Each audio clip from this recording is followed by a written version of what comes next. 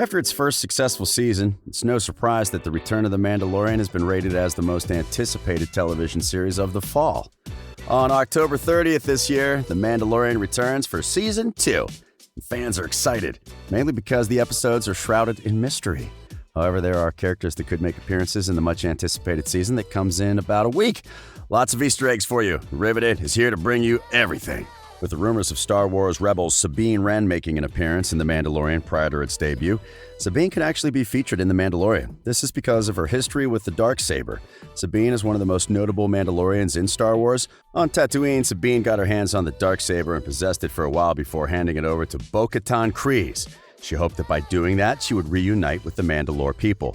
This makes it even obvious that we will see her, or let us just hope so. Is Rahul Kohli serious, or is it just another way of fooling us all around? Bly Manor star Rahul Kohli keeps sparking rumors that he'll be playing a role in The Mandalorian's second season. Right off a successful supernatural horror series on Netflix as Owen Sharma, Rahul will grace our screens again in the galaxy. He's said to be the live version of Ezra Bridger, the Star Wars Rebels character. Sometime back this year, a series of tweets by Rahul Kohli caused fans to start believing that indeed it is true. After describing the character of Ezra Bridger, Rahul tweeted that he is getting himself ready to embody the character with no reason at all.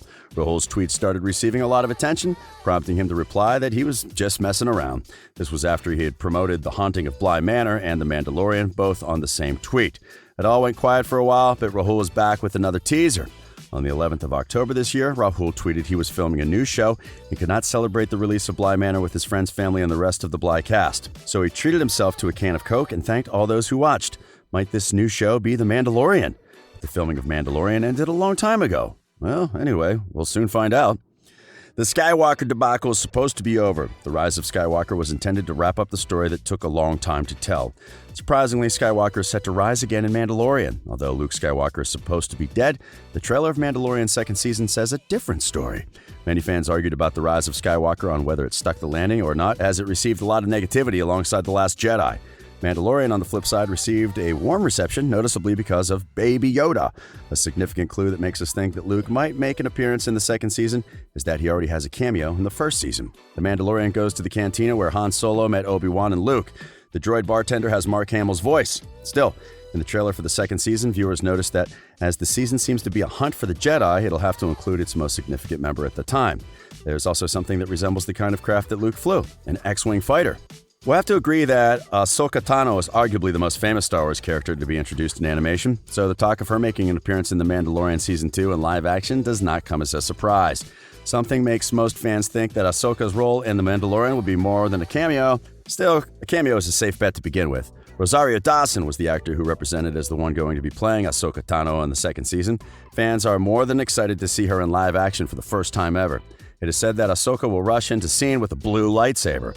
The robe that she'll be adorning will be a dark gray one, which looks almost the same as the one she wore in the Clone Wars, different from the one which was white in color at the end of Rebels. Former WWE's Raw Women's Champion Sasha Banks left the WWE fans excited as she made a cameo appearance in the Mandalorian Season 2 trailer. Sasha Banks made a brief appearance at the 49th second of the trailer, blowing up Twitter's conversation. This will act as a comeback for Sasha on television as she was taken off WWE filming after an assault from her former partner and friend Bailey. In the Mandalorian 2 trailer, Sasha appears briefly and disappears when Jardin and the child, Baby Yoda, are seen walking into a port. She is a hooded character, which is one that even the most loyal or hardcore fans of the Star Wars world don't know. In the dialogue, the characters talk about Jedi, which makes us think that she might have some connections with it. She might even be a Jedi hero. Who knows? It remains unclear what character she plays, but some fans think that she could be playing the role of Sabine Wren. With the Clone Wars and Skywalker saga coming to an end, the subsequent wave for Star Wars content heavily leans on The Mandalorian, and that is why everyone is gassed up for the upcoming season. If we get back a little, Mando and his motley crew escape the old Empire with a child, also known as Baby Yoda, and Mando's most crucial task is to try and understand what Baby Yoda is precisely. Although every Star Wars fan can have a deeper understanding of what the child does when he points his hand at things and makes them die, heal, or move, Din Djarin has no clue whatsoever about what's going on. Season 2 might bring some characters that'll help Din Djarin understand the child a little better. There are also rumors that the Mandalorian series takes place a few years after the Return of the Jedi. If this is anything to go by, then it means Captain Rex is still somewhere up there and very much alive. In Season 1, Episode 5, people believe that Boba Fett was the mysterious figure that stood over the bounty hunter's dead body. Boba Fett, as we know, was built differently from the other clones. He has had no contact with his other clone brothers in Star Wars from when he was just a little boy. There were also rumors that Temuera Morrison is one of the Mandalorian 2 cast. If that is to be true, then Mando and Captain Rex, who might be playing Boba Fett, are set to meet. The Mandalorian season introduced a host of new planets in the galaxy, which Star Wars films continue expanding.